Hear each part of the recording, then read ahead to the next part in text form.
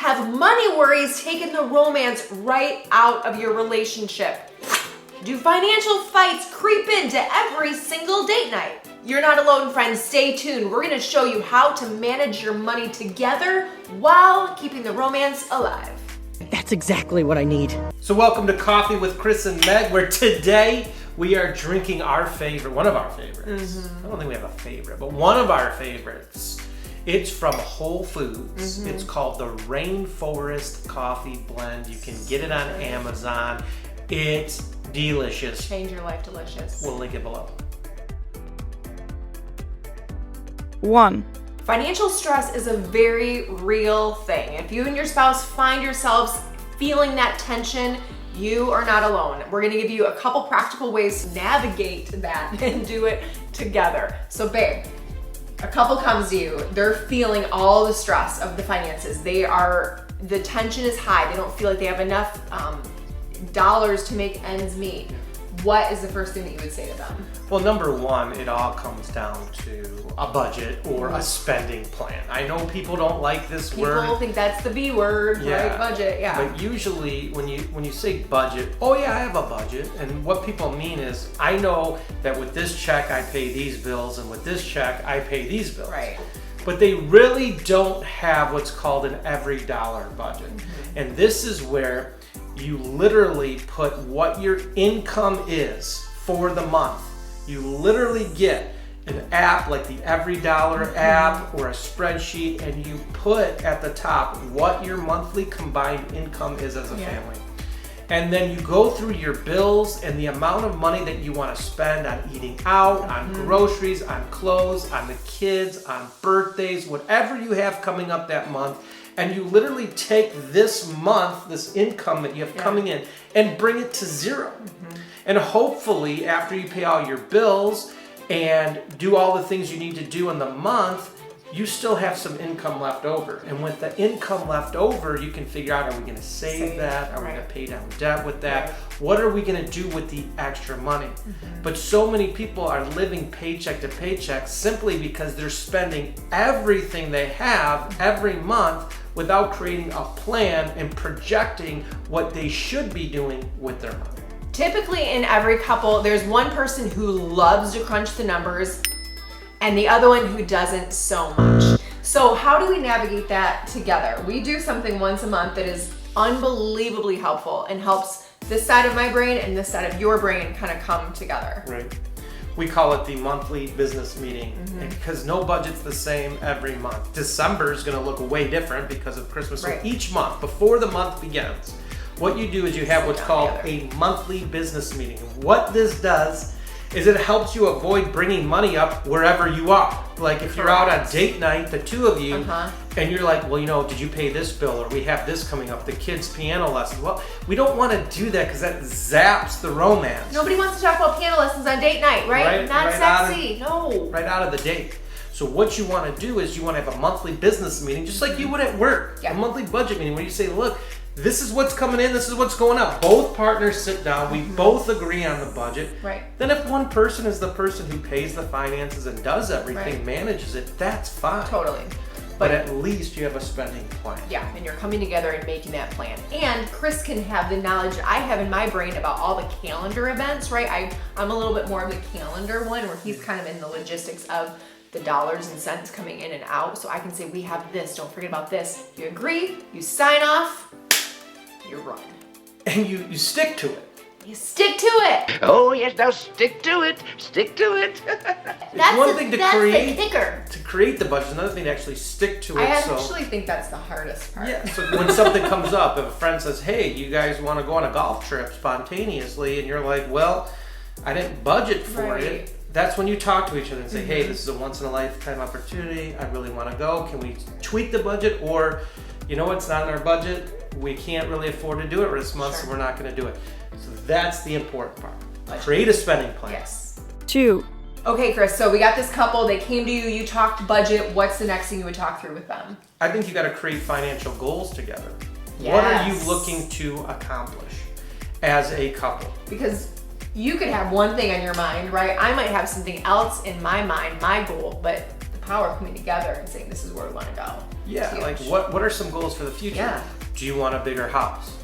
If so, you have to plan for that now. So that when we talk about creating a budget and there being margin, we got to start saving. The house account, right? Yeah. What else? What else do you want? Do you want to be able to give a portion of your money? We believe every single Yes. person should be giving about 10% of their income away to their local church so that they can invest in something greater Yeah. than themselves. Yeah. And it causes us to be less greedy. You're investing into something that has eternal value to it. So, and this, God tells us to do it in the Bible, but it's also something that keeps us from becoming greedy. So what's your fight? Do you want to give? Right. Do you want to take a dream vacation? Go on a trip. I was just saying that, and that can be expensive, and you don't want to go into debt over that. So what are these goals, these things in your heart that you want to do that are going to cost some money, but with a plan, you can do it and not go into debt? 3. I love getting this practical. Okay, so we've talked budgeting, we've talked financial goals. What would be the next step? The next step is to get rid of all of your debt. I really think that's important. We've gotten very comfortable in America, especially living with a lot of debt. And it creates more stress than you're even aware of because you're just used to it, right? But that number, that thing is just hanging in the back of your mind. Yeah, the Bible says the borrower is slave to the lender. And it's never been so true. If you have a credit card that you can't pay off each month and you're paying 21% interest, you're a slave to that payment, to that lender. And so what happens is because we want it and we want it now, we end up doing things on credit instead of waiting until we have the money to do them and then doing them. So if you got yourself into debt, no shame. No shame. We've all been there. Yeah. We've all done it. But what you want to do is you want to pay that debt off as soon as possible. So you list your debt smallest to largest, called the debt snowball. Yeah. And you take one debt down at a time. So you pay the minimum payments on all your debt. But what's the smallest one? Let's knock that one out. Love it. Get it out of there. Love it. That way you start to see like you're making traction. Yeah. You know, we paid this debt off. Now we only have 3 debts to go. You paid this debt off. Now we only have 2 debts, and you're gaining momentum. And it's fun, and it's an exercise. Yeah, you're doing because together. paying off, it really is a mental battle, a mental decision, even more so than a physical one. It's the little choices that you're making. So it's giving your eyes, your brain, that sense of accomplishment that keeps the momentum going. Yeah, and personal finance has always been about behavior. You know, So we think true. we don't make enough money, but a lot of times we're not smart with the money We're we do. disciplined. Yeah. Some people that I know in the most debt are people who make $200,000 a year. Yeah. And they think that's not enough. But the person making 70 grand a year goes, wow, if I made 200, I'd never have a what would I problem. do that, right? Yeah. But that's the problem is as we make more money, if our behavior patterns don't change, we just keep accumulating more and more debt. Preaching. Let's go. 4. Okay, so we are budgeting, right? We're making goals together. We're paying down that debt. What would be the next step you give to this couple? We need to plan for emergencies. Oh, they're gonna happen. Especially if you live in a house. Yes. Oh my I mean, goodness. just the other day, our power went out, right? And when our power went out, our garage door blew. Like, It was the weirdest thing. the garage door just decided to stop working when the power, it blew the transformer or something in there, and all of a sudden my garage door didn't work. When the power went back on. Yeah, the power goes back we knew on. it wasn't gonna work when the power was off, right? But I hit point. yeah, there you go. But I hit the button, I'm like, no. No, it's out. That's $750. Guys. I had to pray to have someone come out, and they couldn't fix it. They had to put a new garage door opener in there. I think it was between $750 and $1,000. The It was like, transponder blew. there you go. Transponder. Wait, name that sitcom in the comments. If you know what I just said, 10,000 bonus points for you. I was gonna say that had to be something because what's a transponder in the garage? Do you know? I'm not gonna say. Okay, so yeah, the point is when that happens, if we don't have an emergency fund, now we're going into debt. So now I have to put $750 to $1,000 on a credit card, and if I'm living paycheck to paycheck, how do I pay that off? Now I'm in debt and accumulating interest. So the point is, if we can save 3 to 6 months of expenses in an emergency What a fund, gift. Yes. what a gift. If you can be sitting on some money that you say is set aside, especially if you have a house or cars. You set aside this money. That way, when some emergency happens, it's just an inconvenience. It's not like life-changing or gonna wreck your finances. It's just like, okay. We gotta recalibrate. Unfortunately, we don't want to spend that money, Right. but we have it set aside an emergency fund just for emergency funds, and know your dream vacation is not an emergency. So this is just for emergency Opening your funds. garage door, emergency. So that helps you not stress as much in marriage and keeps the romance going, so you're not worried about money. So true, because when money tension is there, it comes out sideways, guys. We end up taking it out on the people that we love. You have to navigate this kind of stuff in your life. So why not navigate it as a team instead of dividing and trying to navigate it individually and putting a wedge between you and your spouse? 5.